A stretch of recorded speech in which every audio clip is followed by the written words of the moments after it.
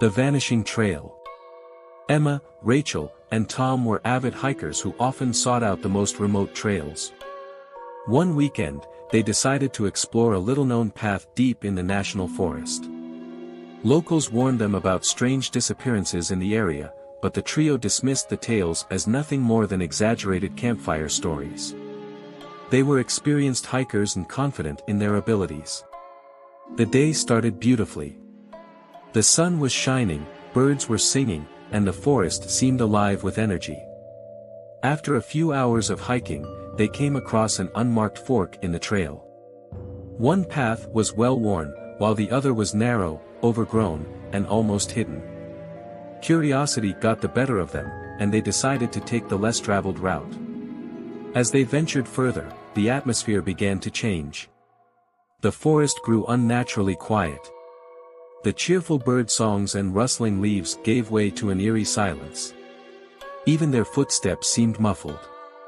The air grew colder, and an unsettling feeling crept over Emma. She couldn't shake the sensation that they were being watched. After hiking for what felt like hours, they realized they were lost. The trail had vanished, and the dense forest seemed to close in around them. Rachel tried to use her GPS, but it wouldn't connect. Frustrated and uneasy, they decided to retrace their steps. That's when Emma noticed strange symbols carved into the trees, symbols that hadn't been there before. As they debated which way to go, a faint sound reached their ears: footsteps. They were slow and deliberate, crunching the fallen leaves behind them. Tom called out, assuming it was another hiker, but no one answered. The footsteps stopped. Then, the whispering began. It was faint, almost indistinguishable, but chilling. They couldn't understand the words, but the tone was menacing. Panic set in. They turned to run, but the forest seemed to shift around them, disorienting them further. The whispering grew louder, and Emma swore she heard someone say, "You shouldn't have come here." Their frantic dash through the woods led them to a small clearing, where they finally found the main trail. Exhausted and terrified, they ran the rest of the way back to their car without looking back. When they told a ranger about their experience, his face grew pale. He explained that several hikers had gone missing in that area over the years, and those who were found alive spoke of hearing whispers and seeing symbols that couldn't be traced to any known group or origin. Emma and her friends never hiked in that forest again. The Silent Stranger. Jake was an experienced solo hiker who found peace in the solitude of nature.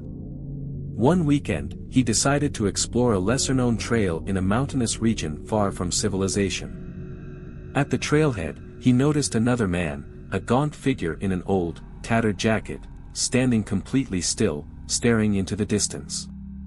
Jake gave him a polite nod, but the man didn't respond. He simply stood there, his head slowly turning to watch Jake as he began his hike. Uneasy but determined to enjoy his day, Jake shrugged it off and pressed on. The trail was steep and challenging, but Jake relished the effort. As he paused to catch his breath, he glanced back and saw the man again, standing far down the trail but clearly visible. Jake was sure he had left the man behind hours ago. How had he caught up so quickly? Pushing his unease aside, Jake picked up his pace, hoping to put more distance between them. But as the day wore on, the man appeared again, always ahead, always silent. It didn't matter how many turns Jake took or how fast he hiked, the man was always there. His lifeless stare bore into Jake, freezing him in place each time. When Jake finally called out to him, his voice echoed through the mountains, but the man didn't reply. Instead, he turned and walked into the dense trees, disappearing from view. Jake felt a chill crawl up his spine and decided to end his hike early. As he hurried back down the trail, the feeling of being watched never left him. Just as he reached the parking lot, he spotted the man one last time, standing at the edge of a cliff, staring out into the distance. Jake didn't stop to question it. He jumped into his car and drove straight to the ranger station. When he described the man, the ranger looked stunned. He pulled out a faded photo of a hiker who had gone missing 5 years ago. It was the same man. His body was found at the bottom of that cliff, the ranger said. You shouldn't have seen him. The cabin in the woods. Lila and her boyfriend Mark loved the outdoors and often combined hiking trips with overnight camping. One fall weekend, they chose a secluded trail known for its breathtaking views and quiet atmosphere.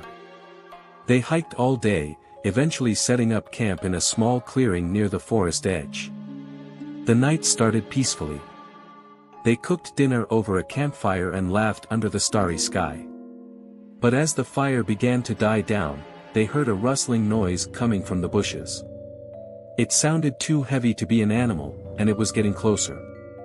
Mark grabbed a flashlight and shone it toward the sound, but nothing was there.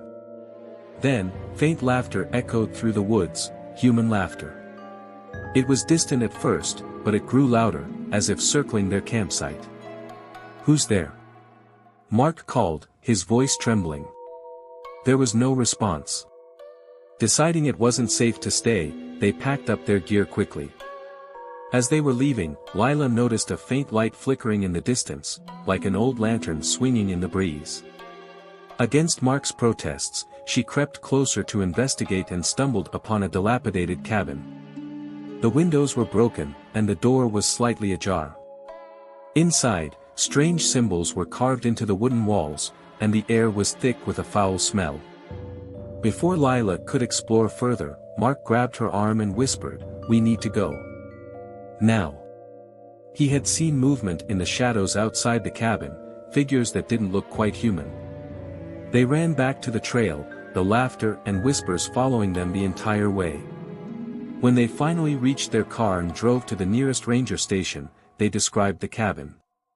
The ranger's expression turned grave. "There hasn't been a cabin in those woods for decades," he said. "It burned down after an incident. No one goes there anymore." Even now, Lila and Mark can't forget the laughter that seemed to follow them, or the symbols etched into the cabin walls. They've never returned to that trail, and never will.